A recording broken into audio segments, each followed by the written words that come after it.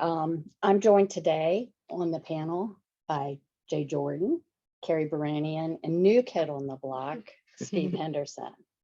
And this team is part of a larger group that is actually responsible for the construction of client portfolios. And so therefore they deserve credit for the significant outperformance that our clients are experiencing during these turbulent markets. If you think back to 2020, the first year of COVID, one of the most overused words was perhaps unprecedented.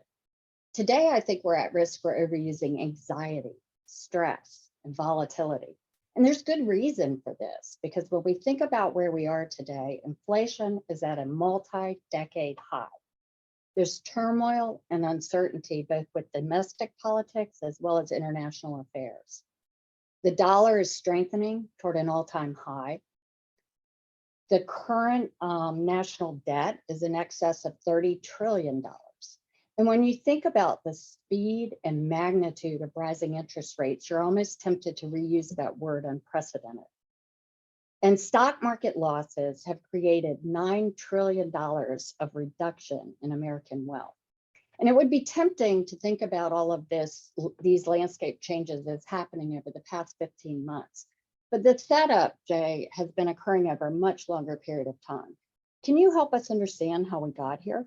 Yeah, sure. And good morning, everybody. And it's a little bit of a loaded question, because I think in order to place the appropriate context around what has occurred over the last 15 to 18 months, you really have to go back to at least 2008, if not even further, and really consider and contemplate the unconventional policies of the Federal Reserve over that period of time against the backdrop of a disinflationary environment.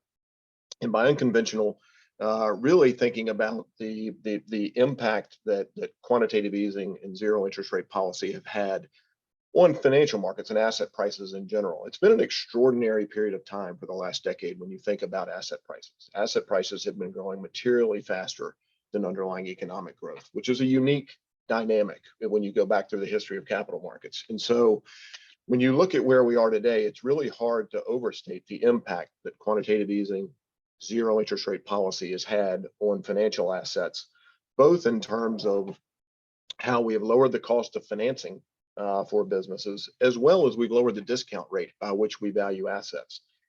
Now, these unconventional policies were initially designed to adjust and address financial crisis. But what's ultimately occurred over the course of the last 10 to 15 years is that ultimately these have become more permanent in nature. And the dynamic of what we now just call a Fed put is really the backdrop of quantitative easing and zero interest rate policies, which have gone on for much longer than maybe would have been normally understood and anticipated in a more normal economic environment.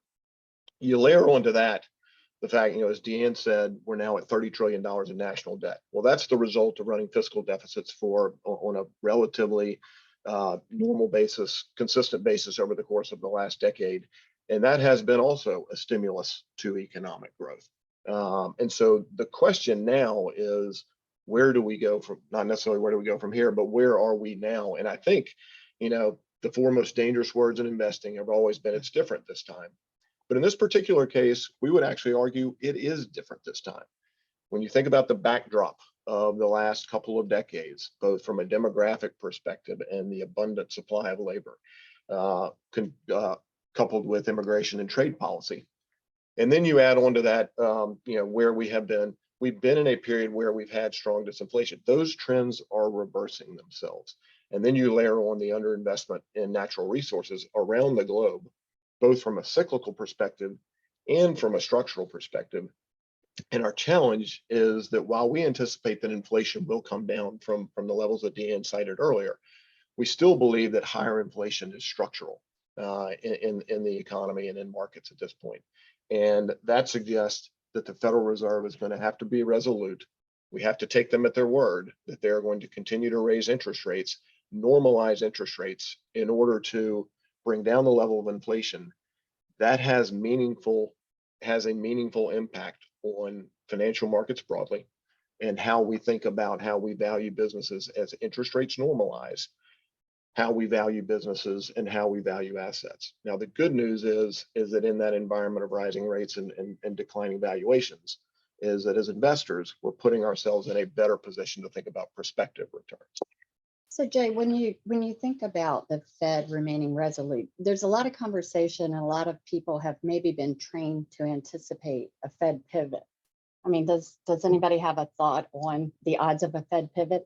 I would put those odds as low at the moment. I think the Fed has tried to be as clear and as transparent as they can be that they're in this for one reason, and that's to bring inflation down. And this is a trickier than normal inflationary problem because it's really a demand driven problem. And so they're trying to reduce demand. And there's really, as Jerome Powell said a few times, there's only one way to do it, and it's painful. And so I think they're going to be willing to let unemployment rise a little bit, and that's going to not feel so good for everybody. And I think it's what's at stake at this point is the Fed's credibility. That's a big word for central banks. I think the UK central bank is got some challenges right now, given what they're doing. But if the US Fed loses credibility, then all bets are off at that point. And I think they are, as Jay said, resolute in what they're trying to do here. Big question is how much more rate hiking to go. You know, there's all kinds of estimates. It's probably at least another 100 basis points based on what the market's telling us. But I think they're going to hang with it right now. And we've been trained at every time we get in a little bit of trouble over the last 10 years, you know, the fourth quarter of 16 and the first quarter of 18, there comes the Fed to save us. And that's not happening this time. And so I think a Fed pivot is unlikely at this point. Yeah, I think maybe the one point that you could make is that they are walking a really fine line between trying to arrest inflation and the reality of can you do that without creating financial instability. And the central bank in the UK, the Bank of England, is working through that right now. And so I think it creates an environment of uncertainty, right? But I think that the Fed, you know, to Steve's point, I think that our view is that the Fed has to continue down the path that they're on. And I think that's a good lead in to talk about where we're going. So Carrie, can you speak to that? Definitely. So I think the answer mostly rests with the Fed. And as Steve just said, the Fed has made it very clear they want to do whatever it takes to bring down inflation. And in the most basic terms, the options for doing that are to either increase supply or lower demand. And from a supply perspective, at the moment, it doesn't appear that much can be done to meaningfully increase aggregate supply. Most businesses would need to go through a multi-year period of investing in order to bring a significant amount of new capacity online. And at the same time, as Jay alluded to earlier, there are structural issues at play. For example, labor is a big component of economic growth. And between baby boomers retiring and changes to immigration policy, the labor force participation rate is declining. And at the same time, while Europe and other parts of the world are trying to lessen their reliance on Russia for energy, OPEC is making it more difficult by implementing production cuts. So again, if the Fed really wants to bring inflation under control, it looks like they're going to need to do so by destroying demand. And that should have pretty big ramifications for the economy and financial markets. From an economic perspective, we're seeing leading indicators continue to roll over. For example, expectations for manufacturing and services activity continue to decline. Within housing, building permits and housing starts are rolling over. And then in big tech, several companies have already announced layoffs and think the trend will continue. From a financial market perspective, if the Fed continues to raise rates, that means that the discount rate used to value assets would increase, which would be negative for the valuation of existing investments, but all else equal, positive for expected future investment returns. We've said numerous times recently in our investment team meetings that inflation at 8% while yields are at 4%, it's definitely not characteristic of a normal environment. Inflation needs to come down, rates need to continue to rise before assets such as fixed income will be able to adequately preserve purchasing power.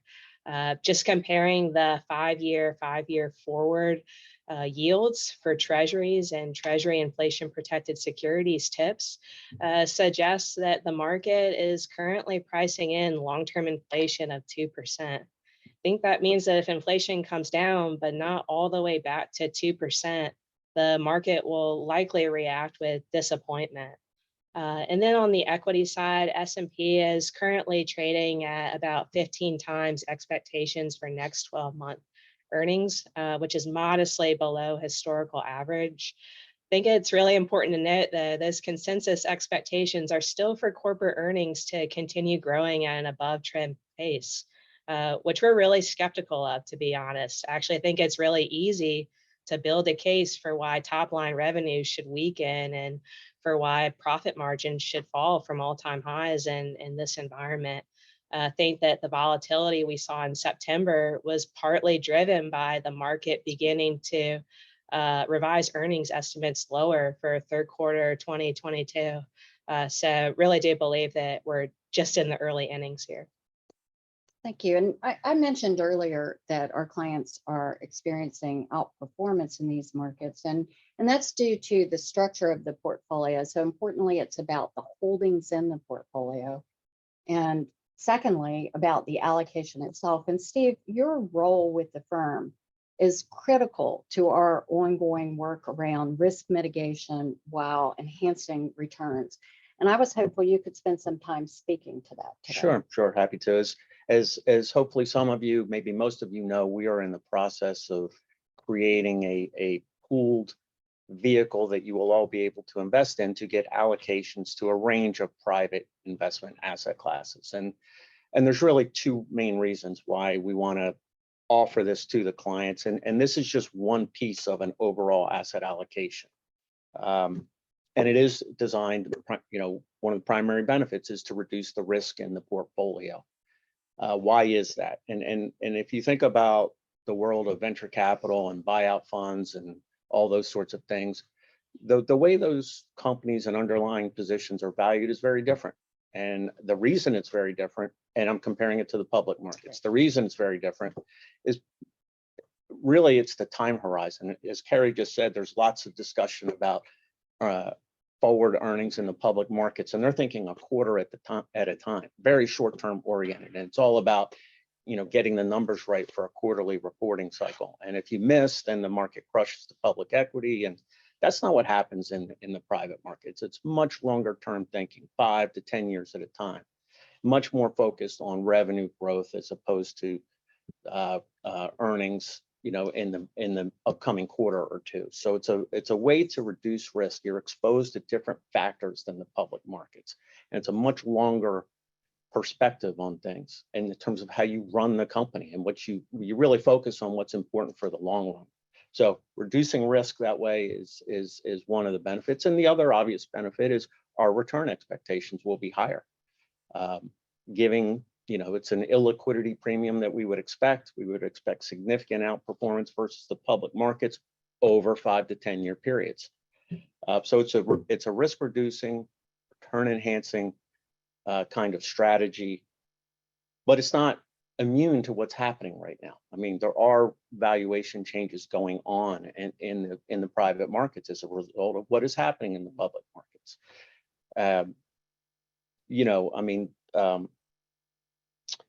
If you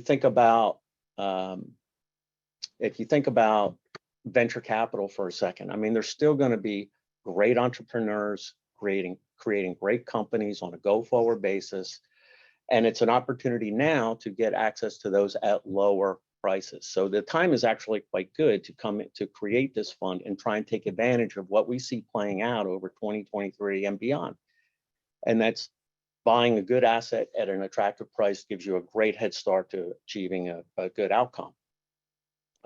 So as I mentioned, entrepreneurs are still going to create good companies. There's still good middle market companies that are not performing at their peak efficiency that will allow buyout funds to take advantage of that, create a better management team and a more efficient operation and get the earnings up of the company. Real estate owners are going to have trouble refinancing debt, and so they're going to be looking to get capital, and it's an opportunity to take advantage of what's happening in the real estate market. In the energy space, I think Jay alluded to this. There's a huge multi-decade process that's just getting started to migrate from traditional energy to renewable energy. But along the way, it's a capital starved sector of the market, and there's opportunities to take advantage of that, which we'll be seeking to do. And lastly, in the credit space, you're finding the big lending institutions aren't lending money the way they normally do. They're pulling in the reins, as it were. And so there's opportunities to take advantage of that as well, and get structural protections and higher yields. And so the market is actually shaping up in the private space to be quite compelling as we look forward to 2023 and beyond. So our plan is to build the exposure for the portfolios over the next 5 or 6 years. This isn't a rush out and just get all the money allocated next year. This is going to be a slow, methodical buildup. And it's, as I'll say one more time, it's just a part of a portfolio allocation. But there's a reason why all big pools of capital, like endowment funds and pension plans, have allocations to these types of strategies. They work over time. So. And thanks. I mean, I do think it's important. It's a little counterintuitive, to start talking about all the things that are wrong today, and to also say it's a fortuitous time to be thinking about starting a fund. But it makes very logical sense when you think about opportunities are being created, even through all of what appears to be destruction. And so I think it's a general statement. It's an opportunity to buy good assets at lower prices. That's right. For the long term, and that will create value and reduce portfolio risk at the same time. So kind of returning to the public market space, I mean, Carrie and I, a lot of you guys would probably think we're just complete dorks, but we don't care. We actually spend a lot of time debating and talking about fixed income. And of course, it's kind of an exciting asset class right now. Carrie, do you want to talk about where we are in our thought process? Sure. So as you said at the beginning of the conversation, the speed and magnitude at which rates have increased this year has just been astounding. And as much volatility as there has been in the stock market this year, there's been even more in the bond market, and would definitely say that fixed income is the area of the market that we're discussing and debating the most internally, and receiving some especially great questions from clients. From a performance perspective, our fixed income positioning has meaningfully outperformed the broad fixed income markets this year. We've been prioritizing short and intermediate term securities, which has been beneficial in a rising rate environment, and think that we'll continue to do so based on a view that rates are likely to move higher from here. Looking at the yield curve, rates in the 1 to 3 year maturity range are the highest, which is where we're seeing the most value. From a sector perspective, we continue to own high quality tax-free municipals and taxable accounts, and treasuries, and high quality corporates and tax advantaged and or tax-free and tax deferred accounts. As we've chatted about over the course of this year, one of the good things about rising rates is the opportunity to actually earn an amount of return on cash. And today, for example, a 6-month treasury is yielding north of 4%. And so when we took down our exposure to stocks and preferred securities within fixed income earlier this year to lower the risk characteristics of client portfolios, we began purchasing short-term treasuries as a cash management solution. And we're going to get to questions soon, and I want to talk about an interesting question that came in for fixed income, and we'll do that in a minute. But Jay, do you want to speak to our equity positioning, and then we'll get to the questions? Yeah, absolutely. And not to sound like a broken record, but when we think about our equity portfolio, we've been pounding the table for several years now around the view that it really is about emphasizing quality, stability of the businesses and the industries that they participate in. And that's based on a view that continues, that given the level of uncertainty around what the path of the economy and the path of the Fed may look like over the next 12 to 18 months, and coupling that with what we still believe is structural risk within the index itself in terms of concentration, both from an individual company perspective, as well as from an overall sector perspective, we continue to believe that it's appropriate and absolutely necessary to continue to emphasize quality. in the context, as Carrie mentioned earlier, our challenge remains that when we look at earnings expectations, and Carrie's exactly right, we've had a meaningful valuation correction. That's what happened. The market's down almost 25%, and valuations have come down. Our challenge, and the reason we remain relatively defensive in our asset allocation, is because when we look at markets, we still believe that earnings expectations are too high. And if you think about what ultimately drives markets higher on a sustainable basis, it's one of two things: either falling interest rates, which ultimately drive expanding valuations, falling interest rates for the right reason, meaning falling Right. inflation, not Mhm. falling Right, economic right. growth, or earnings need to accelerate. And as Carrie mentioned, it's really hard to envision an acceleration in earnings in an environment where we're sitting at essentially peak margins and we're seeing continued examples of weakening economic growth, which ultimately drives revenues. And so when we look at where we are today in the markets, we want to continue to emphasize quality, but we do recognize that markets, that prices are coming down. There are good businesses which are starting to sell at very favorable valuations. And as we look forward and think about prospective returns and the opportunity to add back to those businesses, we know we won't pick the bottom, but we will ultimately find the opportunities to add back to some really high quality businesses. Right. So, I know there's questions that have come in, and I know someone has asked a question about the strengthening dollar. And the funny thing is, as we've talked about what we would share with you today, we've sort of come around to this question a few different times. And I think it's a lot of good points have been made by the panel here. So I don't know if anybody wants to speak to that right now. Well, the dollar certainly at it's near its all-time high, and one way to think about it is, really all central banks are in this process right now of trying to, they'd like to have weaker currencies, because what we're essentially doing is, as Jay likes to say, exporting our inflation Right. outside of the US. And you think about, energy, oil, for example, that's priced in dollars around the world. So as dollars become more expensive for other countries, their energy costs go way up. That's just one example of how we're exporting our inflation. But if we keep raising rates, it's still going to, probably right. put upward pressure on the dollar, not downward pressure. So it's really, it's a tricky problem, Jay. I don't know if you want to add to that. Yeah, it is a tricky problem because the real challenge is that when we're raising rates, we're exporting our inflation. Well, what does exporting our inflation mean, right? Exporting our inflation means the cost of living for Others. the rest of the world is going up, and it's going up in an environment where the other central banks are wrestling with weakening economic growth as well. And this is actually working against them in the context of their inflation is moving higher, not necessarily for what's structurally happening in their economy, Right. but as a result Yeah. of the strength of the dollar.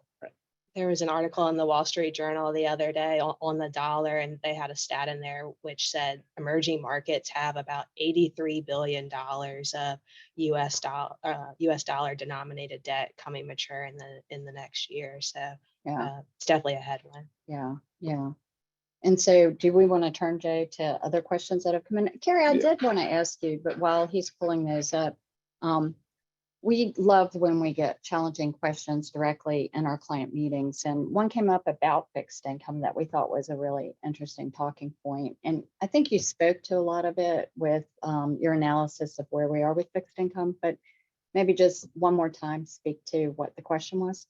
Yeah, the question was just looking at the yield curve and the meaningful increase in rates on the short end from a fixed income positioning perspective. Why not just own a 1 or 2 year treasury note, especially when you look further out on the yield curve? Maturities that are longer either have same level of yield or maybe even lower. And it's a really great question, and frankly a hard one to answer.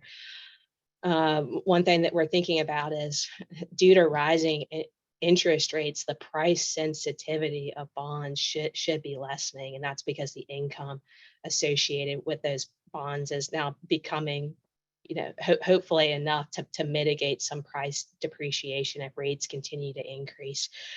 We do have a view that rates are likely to move higher, but with that being said, it's still a highly uncertain environment, and it's hard to say, exactly where rates will be in the future.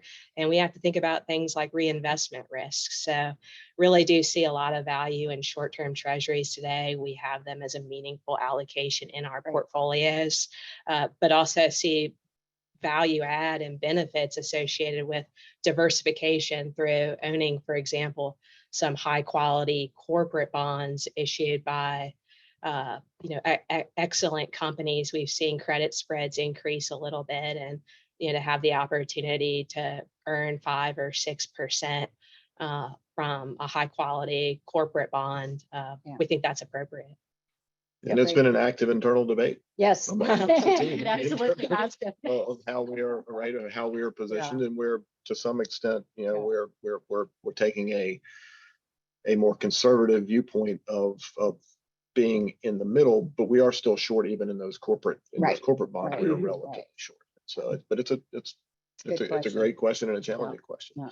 One other question that's come in related to interest rates is, given that interest rates are rising, are lifetime annuities a more viable option as a part of an investment portfolio? Yeah, and I saw that come in. That question came in this morning. I think it's a great one. We have been spending a lot of time in our client service group actually refocusing on annuities. Annuities are a compelling story now that we have, rates of return. It's been very challenging to really spend a lot of time thinking about adding that to client portfolios, just when we were at zero interest rates, basically. But now it's a different story. The thing that I would say, and I'd love to hear from you guys, it's very balance sheet specific.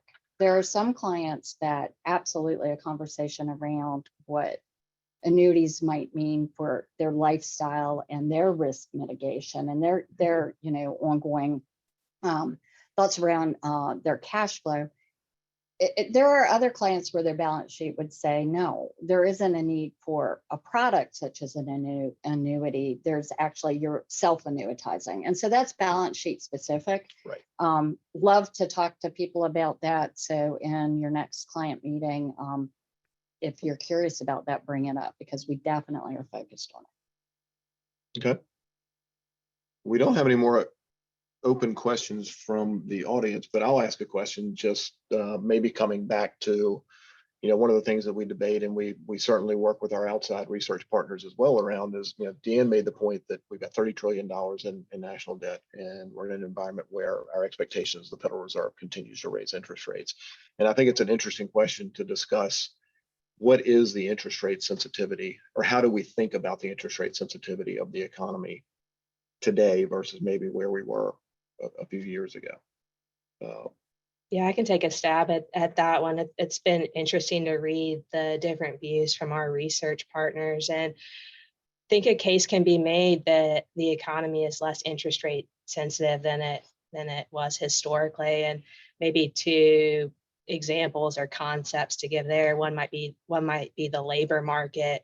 And as we chatted about earlier in the conversation, it looks like there's structural reasons for why the labor market should remain tight. And then the second concept would be housing. Historically, housing's been the most interest rate sensitive sector within the economy. But at least for now, it looks like strong fundamentals are supporting that sector in the face of rising interest rates. For example, we've seen for years now the rate of household formation exceed the pace in which there's been residential investment. So might suggest that there's more room for rates to go higher here before something quote unquote breaks. Where it really will get tricky is at the federal level, honestly, because of the cost of servicing the debt is a significant piece of the federal budget. And, if rates essentially, and a lot of it was refinanced into shorter and shorter maturities, which are now the highest part of the yield curve. So with rates essentially doubling, that puts a lot of pressure on the federal budget. And that has implications as well down the road. Right. Okay, we do have another question, which, Carrie, I think you can speak to this, which is, what do you think is causing the decline in the employment participation rate? Yeah, I think That's good. I think there are a couple of drivers of the declining participation. One is a big segment of the labor market or labor pool has been the baby boomers, and beginning that stage of the life cycle of retirement. It's hard to envision, folks that may have stepped away from the labor market during the pandemic at this age making the decision to come back. And then also things like immigration policy, reducing the supply of available labor domestically. Yeah, and I think maybe one other thing that you could add to that from a longer term perspective is if you go back through time, and this trend has been going on now for about 20 years, but from the late 1960s until about 2000, a big piece of the increase in the labor force was the result of households becoming two wage earners households, Right. and Yep. that essentially peaked back in about 2000, and that has been moving lower as well over time. And so that has taken one of the tailwinds of labor force growth away. So Well- Jay, are we in a recession? Are we gonna have one? How bad's that gonna be? Yeah, exactly.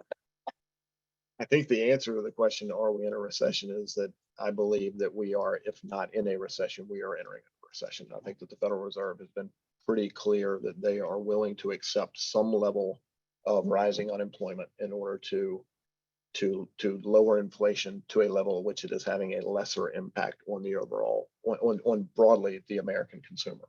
So if you look at, take a couple of specific company examples, Federal Express, came out with meaningful declines in Right. volumes. Nike came out with a significant increase in inventories associated with lesser demand. There clearly are now anecdotal signs to go along with, new home sales are down 20%. Yeah. To go along with the official economic data. But ultimately, it's going to be about unemployment, and does unemployment rise, and because that's ultimately going to be what impacts demand. Our expectation is that what's the severity of the recession? I think that's still a big unknown. How does the Federal Reserve ultimately react to rising unemployment? But I think that we are moving into a recession. More importantly, maybe is what does that mean for earnings? Right. And our view is that from an equity perspective, we are moving into an environment where we think there is likely to be an earnings recession. And that's the piece that we're challenged with. We haven't seen, while we've seen stocks come down meaningfully, we haven't seen that match where expectations for earnings growth Right. reflect a meaningfully slowing economic environment.